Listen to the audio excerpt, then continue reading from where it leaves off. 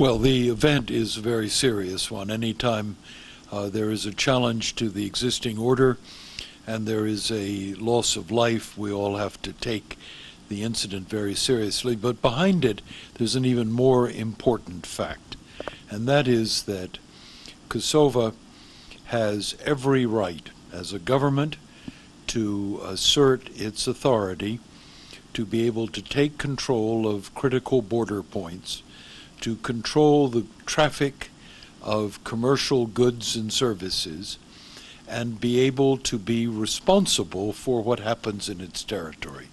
I don't think the responsibility and the authority and the right of the government of Kosovo can be questioned. It's very important the government of Kosovo do come in to full control of border points of this sort, because without that, smuggling will exist and law and order issues will be raised across the territory, across the new state of Kosovo. So I believe any government in Kosovo has a sovereign responsibility to control its border points, its customs points, and to manage the situation. We now have a crisis. Serbs in the area have reacted, and reacted violently.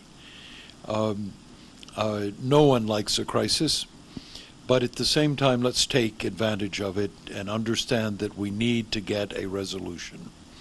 There is calm today, but it's calm on the back of a very unstable situation. The negotiators, the European negotiators, have now a double reason to bring the parties together, resume the discussions about the future of the relationship between the newly independent nation of Kosovo and the nation of Serbia.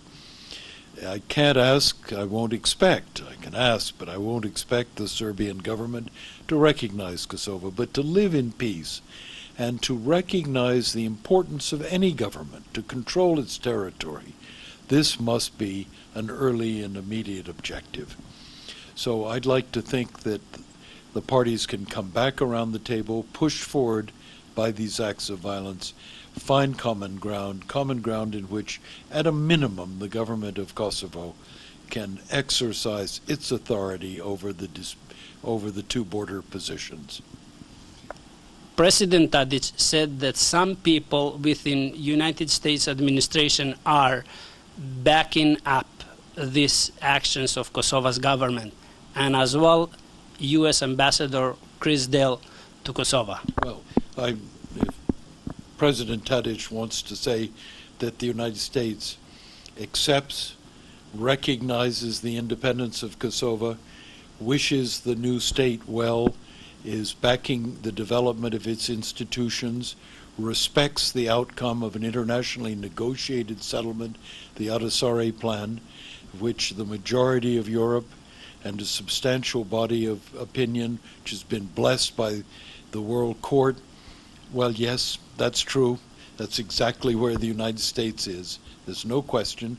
We want to see the Balkans progress and Kosovo to play its independent and sovereign role within that Balkan framework. Ambassador, in the last 6 months, we did hear voices come from Serbia, from President itself, Deputy Prime Minister, and other officials, that the only solution for peace there is division of Kosovo. Kosovo to be divided between Serbia and Albania.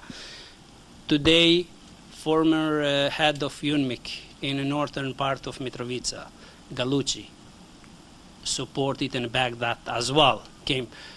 Is anything changing within the international community or our administration here in U.S. regarding the border changes and division? No, I'd be deeply skeptical there's any change in the view of the United States or any of the parties to the Kosovo Agreement and Understanding. Going back to the time of the negotiations, one of the core principles was the indivisibility of territory. And that principle was reached as a principle because it's right and because the practical consequences of beginning to divide one nation in southeastern Europe would unravel the entire fabric of the region. For practical reasons and reasons of principle, the issue of dividing Kosovo or any other country in the region was set aside, and the international community hasn't gone back on its thinking in that regard. It would be an extraordinarily dangerous undertaking, and I have absolutely not the slightest indication that anyone is thinking about it.